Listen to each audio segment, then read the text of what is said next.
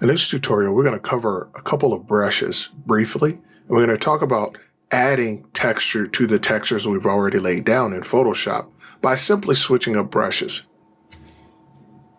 So let's continue to add color to our creature. We're going to use the linear dodge layer for this portion just to add the color. And so let's switch brushes. There's a better brush in this scenario. We're going to use the chalk brush, and the chalk brush will give us a little bit more of a textured look as we stroke these grooves. Let me switch to my brush palette really quick. There we go. All right, so I'm going to adjust the size, and I'm going to turn my scattering on and switch to pin pressure, meaning the harder I push, the more it'll scatter. And I'm going to break it up. So this will give me a little bit of an artificial texture in the grooves of the texture that we already have down. So it's just one of those things that helps with the illusion of painting. And in this situation, I don't want the smooth airbrush or the hard round look. I've already used the hard round to establish the grooves. And so now I want to kind of create let's see, how would I put it? I want to create the idea that there's some type of vein or blood network here. So I guess that's a good way to explain it. So we're talking about an alien creature, but in my mind, he has a vein system that pumps, and you can visually see a little bit of it. And it's just another way to bring color into this area and break up the monotony of the green and the flat background. So I'm going to continue to just push and then put the color. Now, when I get to this part, I want to make sure that I'm not being repetitive. So I don't want to just put this color down everywhere that there's a groove. And I'm a big fan of creating this texture brush. It's a really good way of saving time and creating the illusion that things are not as smooth as they normally would look if I use an airbrush. So I'm traditionally an airbrush artist and a tattoo artist. So naturally, the hard brush and the airbrush work really well. They just kind of come hand in hand to me. But one of the things I picked up in studying Photoshop and studying illustration in Photoshop is the ability to take a few brushes and give them a couple different attributes that can help improve or push my artwork. The chalk brush is definitely one of them. So just by simply going in and making a few adjustments, maybe the scatter, checking the scatter, spreading out the brush, gives me a few more options. And so I know some artists who have 30 or 40 brushes that they hop in between and use. Primarily, I like to use those three: the hard round brush, the airbrush, and the chalk brush. And they work well for me. So now I want to make sure I'm spreading the color all throughout my illustration, right? So I want to make sure that it looks balanced, that it's not only in one area, but that it's pretty much everywhere. So we got a new layer, and we're going to do the same thing. I'm going to make it a linear dodge layer, and I'm going to bring a little bit of that color down into the lower forehead area, making sure that I do it gently. I don't want it to be too aggressive, and I'd rather build up. So I'd rather start off slow and have to repeat than to put too much down and then have to go in and erase it. So highlighting the ridges now, just touching them a little bit, bringing a little bit of the color in to see how it works. And as I lay down this yellow, the purple is starting to pop. The green is beginning to fall back. And so you can see how everything is harmonizing. Now I'm going to go inside of the little scale areas and make sure that those areas are popping, because I want to create the illusion of texture.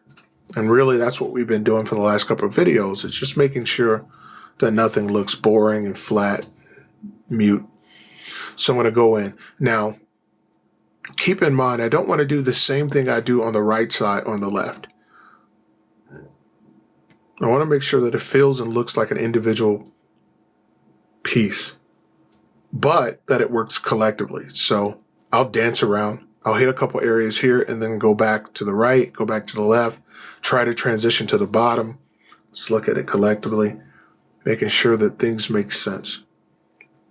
So now I want to bring that color down into the nostril area of this creature and go up and down and just spread it. And now let's put a little bit of color in those ridges.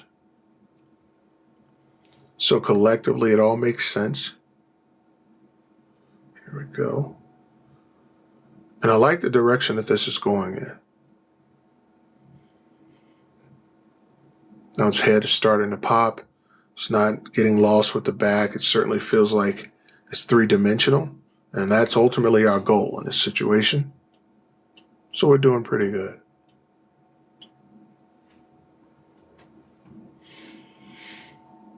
Remember to take a couple steps back, have a good look at it, and make sure everything looks cohesive. So let's take a up close look at this texture brush. So now you can see how it's mixing in well originally with our drawing. It's giving a little bit of a skin look because we know skin isn't flat.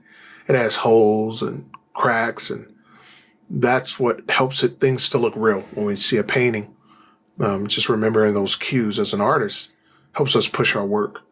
So this brush is definitely one of my favorite brushes when it comes to adding texture. And if you look at what happens before I throw down paint with it, or throw down color, and the changes that happen, then you understand what a helpful brush it could be. So let's just continue to just throw a little bit more color, and as I call color paint, down on our creature. Revisiting those ridges and continuously building up, trying to find areas to leave shadows and areas where I don't hit as much.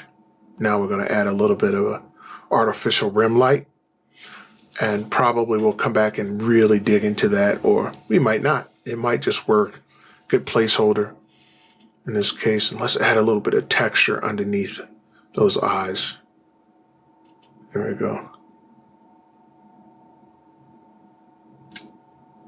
There we go. So this is really coming along well. That little color here and there is really pushing our sketch and making it a pretty strong piece. Let's go ahead and work the lips. And what we're going to do later is we're going to bring a little bit of that color down into the lip area. But first, let's make sure we have this transitioned into our painting, hitting those eyelids and the nose areas. There we go. So this area is really looking nice now. Little ridges that I can pop. Now keep in mind, I keep bouncing all over the area. I don't want to just focus on one piece, because if it's not working, I don't want to just bury myself into one area. Or I can get it to work in one area, but it doesn't work. The color choice or the technique doesn't work well collectively on the entire painting. So that's just ultimately a waste of time. So here we have a nice cohesive piece. The colors are working. And it looks like it's going in the direction that I want it to go. So I think we're about ready to revisit the mouth and add a little bit more detail there. I may make some adjustments to the gum line, add a little more flavor to it. It's getting a little bit lost, but maybe that problem will solve itself. So when we come back, we're going to continue to paint and add our techniques to this sketch.